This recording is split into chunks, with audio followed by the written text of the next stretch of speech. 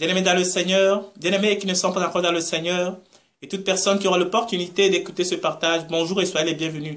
Le thème de notre partage ce matin va être intitulé « Jésus et les injures ». Bien-aimés, ce titre peut sonner de manière bizarre un peu dans les oreilles, mais vous allez le voir.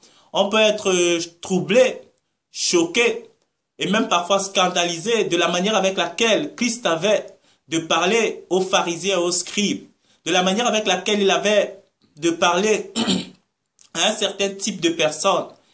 Bien-aimés dans le Seigneur, si vous vous remémorez, la Bible nous dit qu'au début, les disciples de Christ eux-mêmes, ils étaient à un nombre de 70 ou plus, je crois.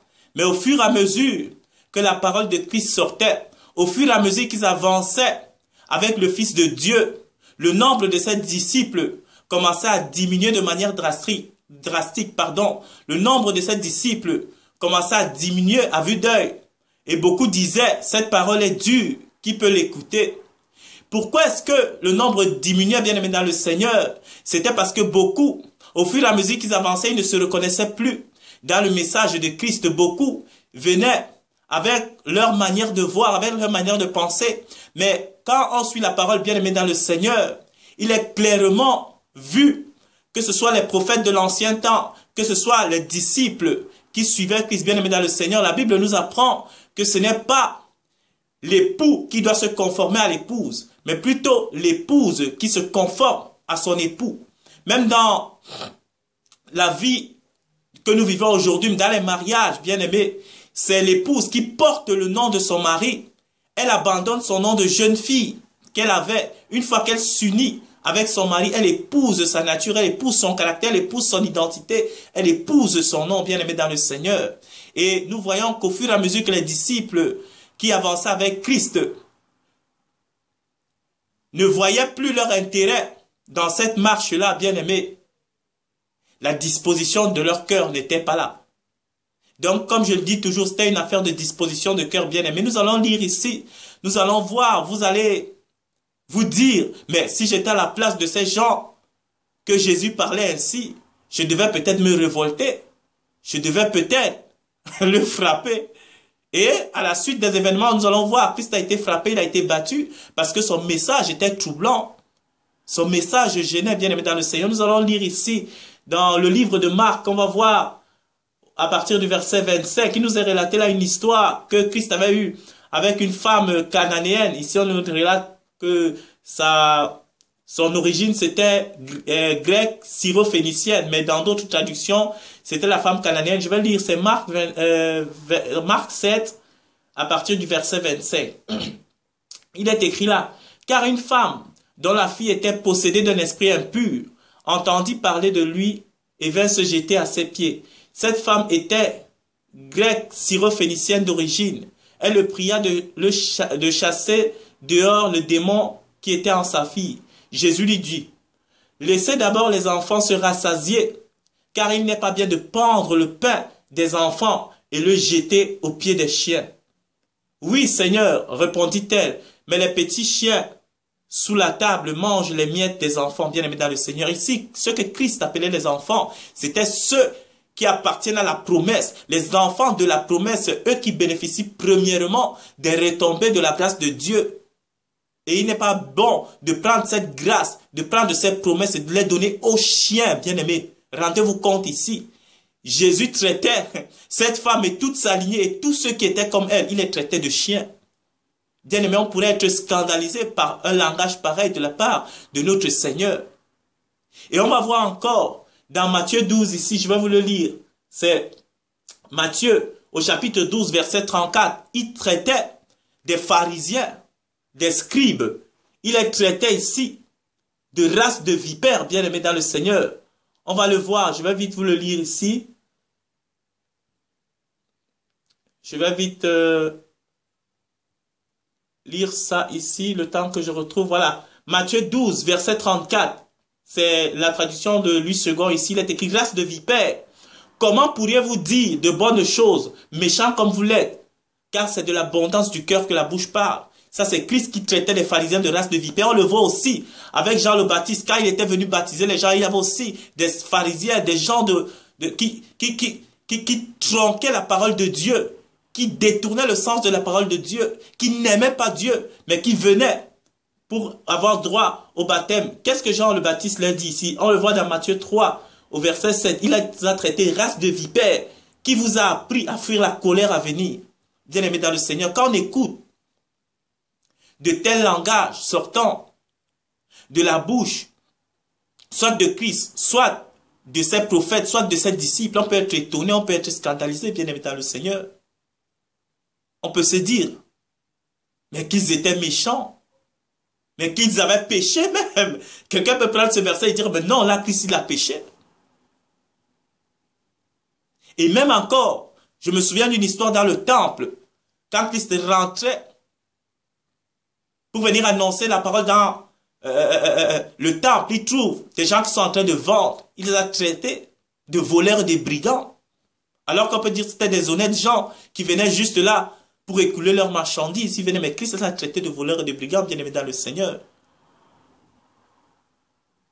On peut être stupéfait d'un tel langage. Mais qu'est-ce qui en ressort, bien aimé dans le Seigneur? Je vais prendre un exemple assez simple. Ici, Christ se référait à leur nature. Comme je dis toujours, Christ, il ne parle jamais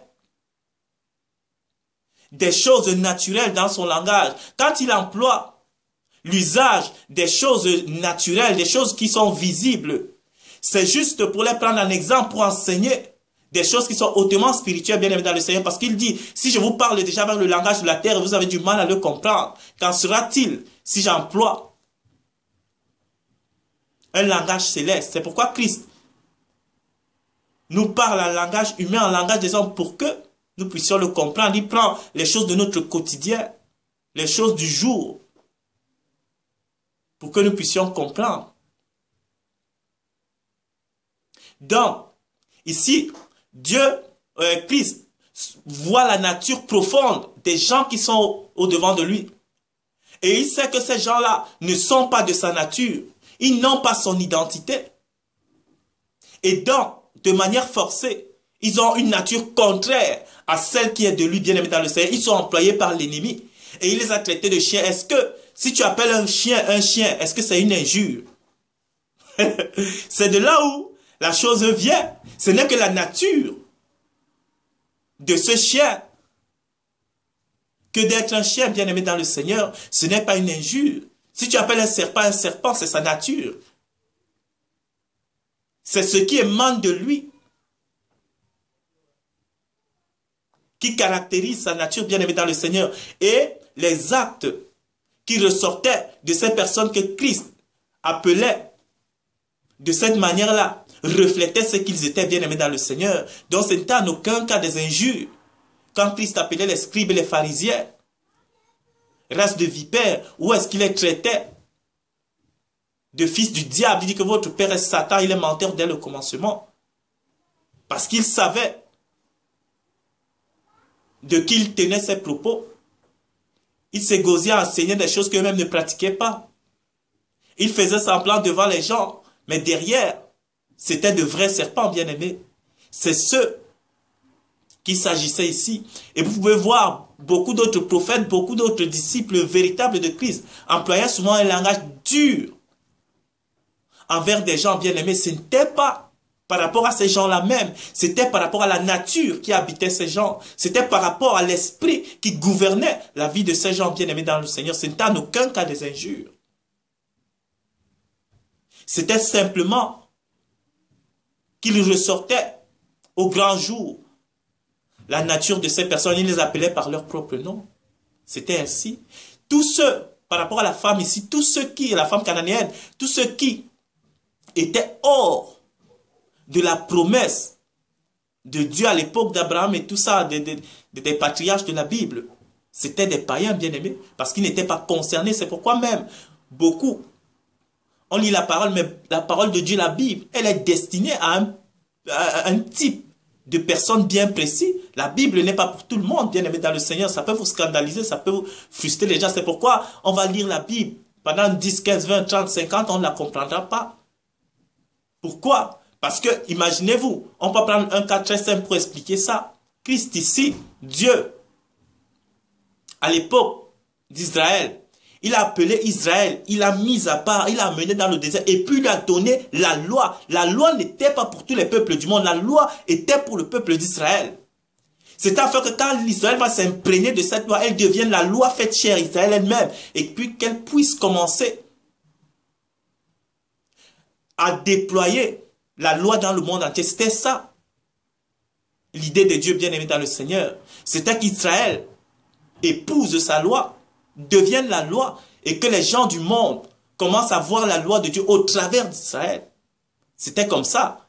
La loi n'a pas été donnée à tout le monde entier. Il n'avait pas donné la loi aux Égyptiens, aux Phéniciens, à tout ce qui était là. Non, il a donné la loi à Israël. Et c'est la même chose. La parole de Dieu, c'est pour ses enfants, pour qu'ils puissent en devenir l'émanation même de la parole, et que les gens qui sont autour témoignent que c'est véritablement ceux-là qui viennent de Dieu et qu'ils convoitent cette parole en eux, qu'ils puissent épouser la nature de ces enfants de Dieu. Et par la même occasion, la nature de Dieu au travers de ses enfants. C'était comme ça, bien aimé dans le Seigneur. Donc voilà, ici, le titre « Jésus et les injures », ça peut paraître difficile, mais vous avez lu, vous avez vu au travers de quelques versets comment est-ce que Christ appelait des types de personnes. Mais ce n'était en aucun cas des injures. C'était juste qu'ils reflétaient leur nature. Une nature qui est appelée à changer aussi également. Parce que la parole vient pour sauver ceux qui sont disponibles de cœur à pouvoir suivre le Messie, Yeshua Mashiach, Jésus-Christ, dans le chemin étroit et resserré qui mène à la vie éternelle. Soyez bénis. Merci d'avoir pris de votre temps pour écouter ce partage et à la prochaine.